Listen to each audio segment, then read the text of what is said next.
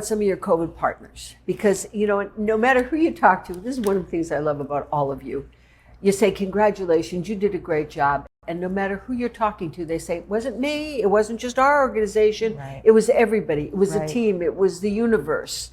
And I know you had a lot of partners, so let's spotlight your partners. So I've talked a lot about Mike Roper in Suburban Home Healthcare. As I said, he was just amazing. He helped us, whether it was food delivery, but he also was able to get it so that his group could offer vaccinations. So we were able to partner with him and our other COVID partner, PelMed Pharmacy, so that they could come together and do vaccinations in different sites. Because what was happening is that as the vaccination became more widespread, it actually became difficult to find pharmacists who would be available to do this.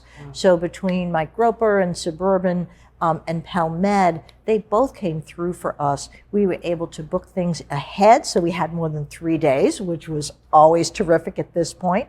And again, we were able to go to South Cove apartment complex or other complexes and know that people didn't have to go out, but they could do the vaccinations there.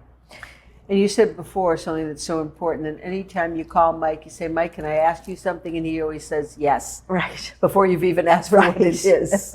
So, Mike, I hope you're watching tonight, and I know a lot of your friends and relatives are too, so huge thank you. And we have a video so that people can learn a little bit more about Mike and his group.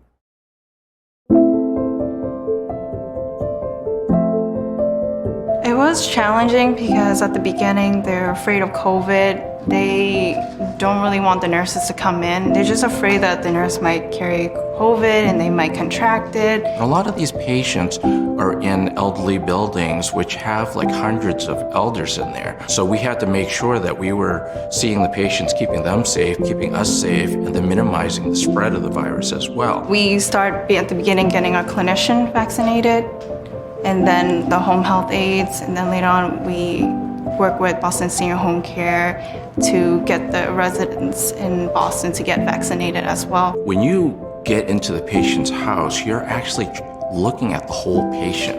You're looking at their financial aspect, their social aspect, their home environment. Are they safe?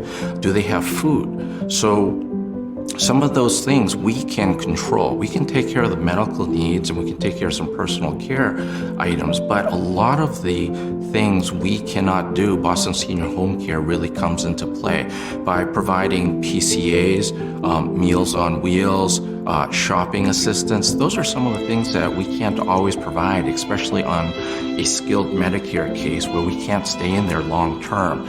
So Boston Senior Home Care really picks up where we leave off as far as where our care goes, and we want to make sure that there's good continuity of care, and Boston Senior Home Care really helps us out in that respect.